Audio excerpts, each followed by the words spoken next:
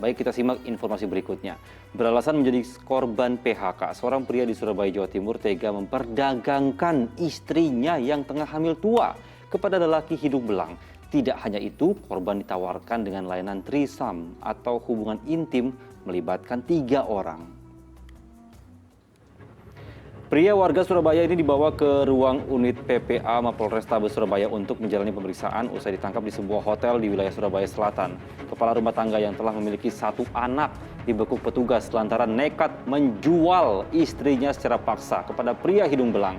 Tidak hanya itu, pria berusia 27 tahun ini juga menawarkan layanan seks menyimpang melalui media sosial sejak istrinya hamil 5 bulan hingga kehamilannya mencapai 9 bulan.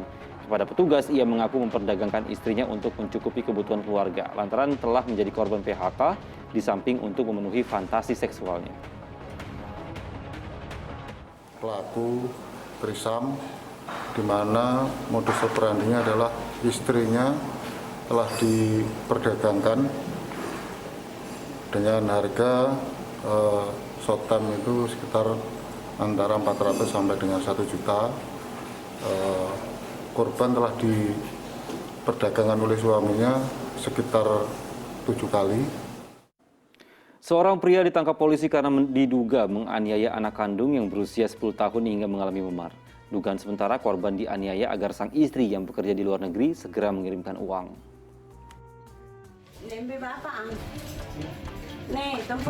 Di Inges nilai papuk kancil.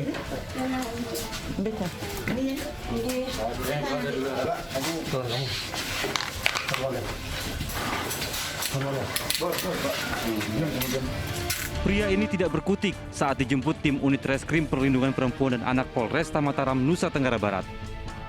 Pria berusia 33 tahun ini ditangkap polisi karena diduga melakukan penganiayaan terhadap anak kandung yang berusia 10 tahun hingga memar dengan menggunakan ikat pinggang dan sapu lidi. Dugaan sementara, korban dianiaya tersangka agar sang istri yang sedang bekerja di luar negeri segera mengirimkan uang. Sang nenek yang melihat peristiwa tersebut merasa resah dan sempat mengingatkan kepada ayahnya, namun pelaku sempat melawan. Memang dari hasil visum menyampaikan, dokter forensik menyampaikan adanya luka lebam akibat benda tumpul di bagian paha. Atas perbuatannya, tersangka dijerat pasal tentang kekerasan dalam rumah tangga dengan ancaman kurungan 5 tahun penjara. Riyadi Sulhi melaporkan dari Mataram, Nusa Tenggara Barat. Ya, pemirsa, terkait hal ini, Ustaz Atabik Lutfi juga sudah memberikan tausiahnya. Kita simak bersama-sama. Berbicara tentang peran ayah dalam keluarga adalah peran yang sangat sentral, peran yang sangat besar. Dalam bahasa Al-Quran, Ar-rijalu qawwamuna 'alan nisa. Ketika menjadi suami, dia adalah pemimpin dalam rumah tangga. Apalagi ketika menjadi ayah, ia bertanggung jawab atas seluruh yang dipimpinnya. Ada istrinya dan ada anak-anaknya. Dan seorang ayah memang memikul tanggung jawab 2. Tanggung jawab secara nafkah, yaitu lahiriah, memenuhi kebutuhan keluarganya, anaknya secara materi, untuk kesehatan, untuk pendidikan, atau untuk kebutuhan yang lain. Namun ada tanggung jawab yang bernama tanggung jawab moral, tanggung jawab ruhiyah, tanggung jawab kerohaniyah. Al-Quran selalu menyebut dialog antara ayah dengan anak. Ada ayah yang bernama Ibrahim berdialog dengan putranya Ismail alaihissalam. Demikian juga ada Luqman.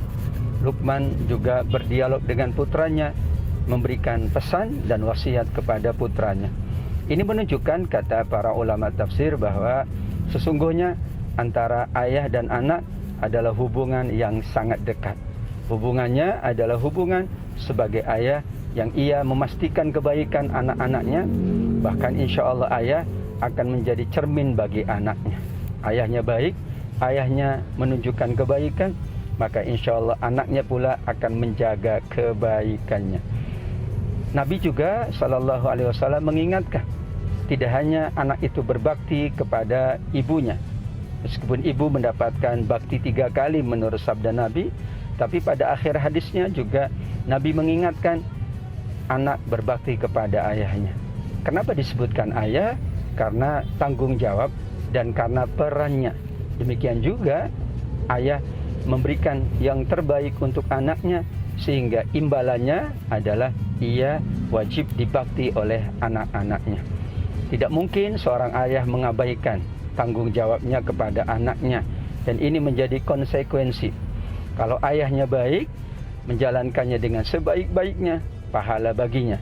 Namun kalau ia tidak menjalankan dengan sebaik-baiknya, maka Allah juga akan meminta pertanggungan jawab. Keteladanan yang sempurna adalah pada diri Nabi Muhammad SAW. Nabi Muhammad sebagai ayah, bagaimana mencontohkan sangat lembut kepada anak-anaknya. Nabi melarang kita untuk pilih kasih kepada anak-anak kita. Misalnya yang satu diberi lebih banyak dari yang lain, yang satu diberikan perhatian lebih besar dari yang lainnya, karena akan menimbulkan kecemburuan kepada anak-anak. Sebagaimana ada kisah Nabi Yakub sebagai ayah dengan putra-putranya, di antara putranya Nabi Yusuf. Kenapa abang-abang dari Nabi Yusuf menginginkan keburukan kepada Yusuf? Alasannya sebagaimana disebutkan di surat Yusuf, bahwa ayah lebih cinta, lebih sayang kepada Nabi Yusuf. Padahal itu adalah dugaan yang salah. Ayahnya bukan lebih sayang kepada Yusuf, tapi menunjukkan bahwa Yusuf adalah seorang anak yang soleh, yang mampu membahagiakan, menyenangkan orang tuanya, dalam hal ini ayahnya. Karenanya Nabi mengingatkan, berlaku adillah kepada anak-anak kalian. Nabi pula kerap memeluk, mencium, bahkan menggendong anak-anak. Karena anak-anak adalah betul-betul bagian dari diri kita, bagian dari diri ayah ini, tidak bisa dipisahkan. Meskipun anak kita bahkan dirawat oleh ayah angkatnya, tetap saja nasabnya adalah kepada ayah kandungnya. Dengan demikian, betapa besar peran seorang ayah, bagaimana ia mengasuh, membesarkan, mendidik, memberikan yang terbaik, menyiapkan yang terbaik untuk anak-anaknya. Dan Nabi juga mencontohkan bagaimana beliau selalu memperhatikan apa yang dibutuhkan oleh anak-anak. Ada kebutuhan secara psikologis, kebutuhan yang bernama kebutuhan jasmaniyah, tapi ada kebutuhan ruhaniyah, ada pula kebutuhan pertemanan, kebutuhan permainan. Waktu-waktunya disiapkan. Tidak hanya anak diperintah terus untuk beribadah saja, tapi anak juga dipersilakan untuk meningkatkan kapasitas sosialnya, bergaul, berteman. Ayah memantau dan memperhatikan. Demikian juga seorang ayah memastikan bahwa teman dari anak-anaknya adalah teman-teman yang baik, teman-teman yang soleh. Karena pengaruh dari pertemanan juga sangat besar. Untuk itu Nabi senantiasa membawa anak-anak ke tempat orang tua, ke tempat majelisnya para pembesar sahabat, dalam rangka mengingatkan anak-anak tentang lingkungan yang baik, lingkungan yang soleh. Anak yang tumbuh di lingkungan yang baik, di lingkungan yang soleh, insya Allah akan tumbuh menjadi anak yang soleh dan solehah. Kita berharap insya Allah dengan meneladani Nabi dalam mengawasi, dalam mengasuh dan mendidik anak-anak kita, kita pula mendapatkan syafaat dari baginda. Amin ya rabbal alamin. Amin ya rabbal alamin. Masya Allah, semoga kita semua dapat menjadi orang tua yang menjadi tauladan bagi keluarga.